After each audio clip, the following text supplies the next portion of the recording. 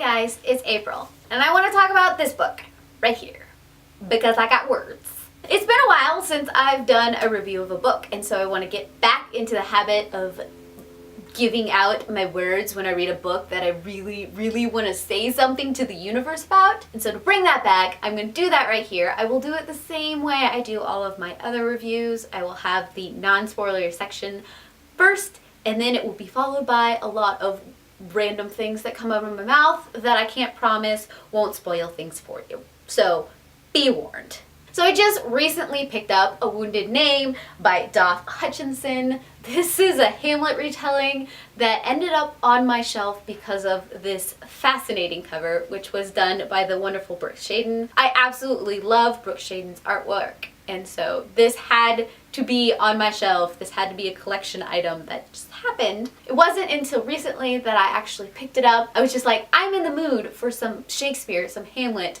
Let's see what this actually has, because I picked it up without actually knowing anything about the story, which sometimes works in your benefit. Like I said, this is a Hamlet retelling. It is set in modern day, but it still holds a lot of that very iconic, flowery Shakespearean type feel to a lot of the dialogue and a lot of the internal things that go on inside this story. In this retelling, it is set on Ophelia's perspective. Ophelia is a very broken person. A lot of things have happened in her past, a lot of things are going on mentally, and a lot of things are going on with her family that are just pulling her in several different directions.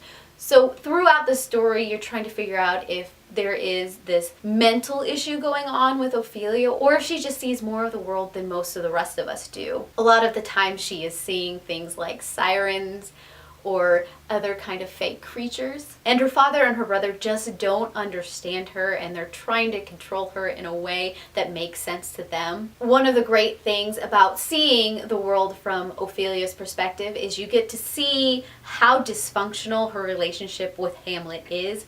In this retelling, Hamlet is also known as Dane, so that he can be separated from his father, who is also named Hamlet. But that relationship in and of itself is very dysfunctional, because you can tell there's just something just wrong with Hamlet. And so when you get both of them together, they just feed off each other in not a good way at all. And I like how this story deals with that and how you get to see that.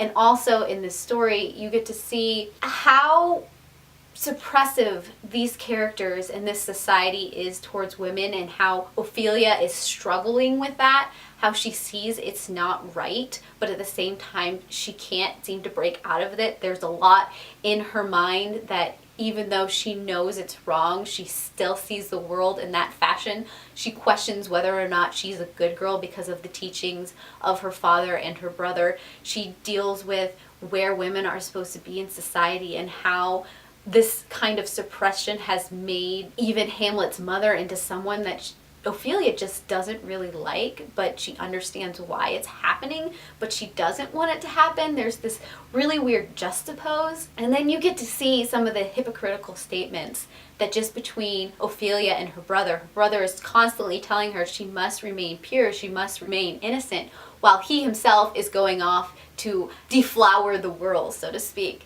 So you get to see a lot of the internal issues of human beings and a lot of the weirdness that goes on in Ophelia's mind, and I truly enjoyed seeing the story played out that way. Just the brokenness you can see in the writing style, where it still kept a little bit of that Shakespearean feel. It played out really well, and I enjoyed it so much. I didn't expect to grasp onto the story as much as I did, because like I said, I picked it up for the cover. I didn't really pick it up for the story inside, but I am really thrilled that I like this story so much. And this is probably going to be one of those ones that I go back to and I reread a couple times just because I liked it. It was good. Yes, it was. So if you like Hamlet and you're thinking about picking up a retelling or just Shakespeare in general, and you just want to see what this is all about, do it. Don't stop, just do it. Do it now! And now I will go into some of my words, and I can't guarantee that there won't be spoilers from here on out. So if you haven't read the book and you're worried about learning things that you don't want to learn about, leave now. Heart Your Beautiful Faces. Now, okay, this story, like I said, plays out so very well in my mind. I know a lot of people struggle with how suppressive things are for Ophelia and how this whole story seems to suppress women in general and the really, really bad relationship between Hamlet and Ophelia. But that is the whole point of Hamlet in general, is just badness of everything that's going on in everybody's mind and how society is suppressing these women and how it all snowballs into this cataclysmic event of tragedy and death between all of these characters. And if you try to remove that from a retelling and try to clean up Hamlet in that way, you're not going to get the same story, which isn't going to ultimately lead up to Ophelia drowning herself. So I don't understand how you can pull all of that out of the story. I understand in a lot of people's eyes that is problematic, but sometimes to move plots along, you need something that really, really grates on people and really shows how messed up everything is. And the fact that they're pointing out that it is that messed up, it's not making it okay. It's showing you how all of this is not okay. That is why I liked it. Sometimes life is messed up and it's not perfect and it's not pretty, and that is the story of Hamlet and tragedy and death and people just not getting along. And the way it ends, it just ends. It's appropriate for Ophelia's death because we're seeing from her eyes. I approve. I really, really do approve of this story.